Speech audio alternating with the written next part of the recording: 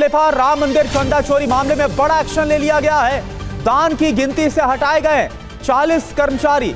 नए लोगों को मिली है दान की गिनती की जिम्मेदारी। ट्रस्ट से जुड़े लोगों को अयोध्या ना छोड़ने का भी जो संदिग्ध इसमें मिले हैं, जिनसे पूछताछ की गई है और कहा जा रहा है 25 ऐसे नाम भी निकल कर आ रहे हैं जिनके खिलाफ कार्रवाई भी की जा सकती है। अभी फिलहाल किसी को भी जो भी जांच के दायरे में आया है उसे अयोध्या ना छोड़ने के लिए कहा गया है। सीएम को आज रिपोर्ट सौंपी जा सकती है। तो राम मंदिर विवाद खबर है क्या, यह आपको पूरी जानकारी देते हैं। पूरी जानकारी आप देखिए, यह पूरा मामला कैसे सामने आया और अभी तक की जो जांच हुई है उसको लेकर क्या क्या खबरें निकल कर आ रही है। राम मंदिर ट्रस्ट से महासचिव चंपत राय, जो ट्रस्ट के महासचिव चंपत राय, उनसे पूछताछ की गई। एसआईटी ने ट्रस्ट से जुड़े लोग, बैंक अधिकारी से पूछताछ की है। एसआईटी ने ट्रस्ट बैंक से जुड़े 100 लोगों से पूछताछ की है। एसआईटी की रिपोर्ट में क्या क्या देखिए, करीब 6 दिन तक जो पूरी जांच है वो चली है एसआईटी की तरफ से। राम मंदिर ट्रस्ट के पुनर्गठन की सिफारिश, प्रशासनिक सीईओ नियुक्ति, है सब कुछ जांच के दायरे में। प्रशासनिक सीईओ नियुक्ति की भी सिफारिश जांच के लिए और वक्त देने की मांग की गई है एसआईटी की तरफ से। मंदिर में चढ़ावे का जो साप्ताहिक ऑडिट है वो भी करने के लिए कहा गया। प्रबंधन को पेशेवर रवैया अपनाने की सलाह दी गई है। चढ़ावे की एंट्री प्रतिदिन कराने की सलाह दी गई है।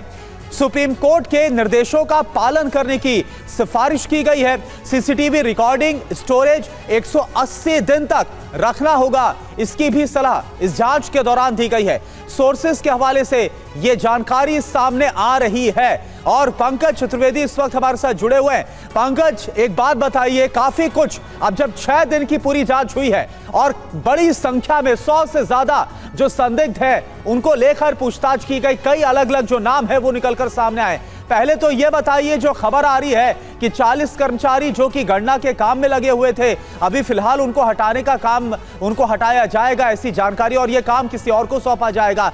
तो क्या गड़बड़ी यहां पर हो रही थी, क्यों यह किया गया, क्या कुछ पता चल पा रहा है?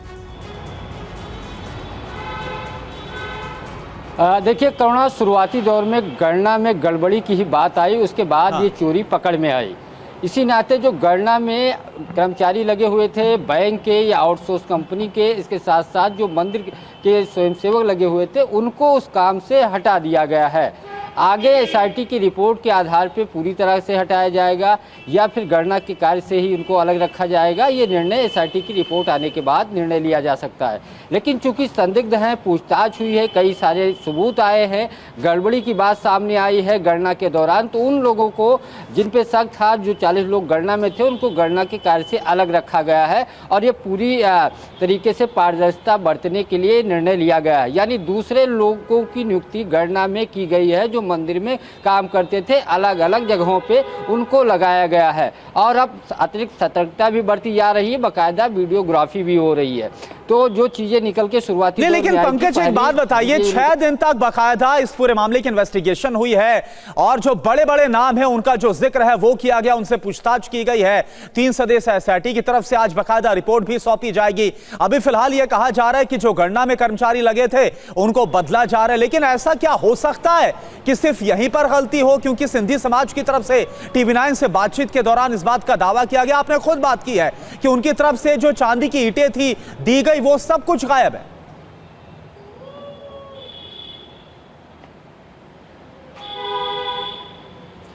देखिए एसआईटी का जांच का जब दायरा बढ़ेगा, चूंकि अभी एसआईटी की प्रारंभिक रिपोर्ट सीएम को सौंपी जानी है, उसके बाद एसआईटी को ये माना जा रहा है और समय मिलेगा जब इस मामले की विस्तृत जांच होगी। जो आरोप लगाए जा रहे हैं, जो भक्त की तरफ से चढ़ावे की बात आ रही है, अलग अलग चाहे मुंबई के हों या जौनपुर के हों या कई ऐसी जगहों से खबर इस चीज़ की आई हो, बाकायदा TV9 पर बातचीत करते हुए भक्तों ने इस बात का जिक्र किया कि मुझे रसीद नहीं मिली, तो उसको भी जाँच के दायरे में शामिल किया जा सकता है। क्योंकि पूरा जो जाँच का दायरा है ये माना जा रहा है 2021-22 से, जब से मंदिर का निर्माण कार्य शुरू हुआ है, उसके बाद मंदिर का प्रधानमंत्री नरेंद्र मोदी ने जब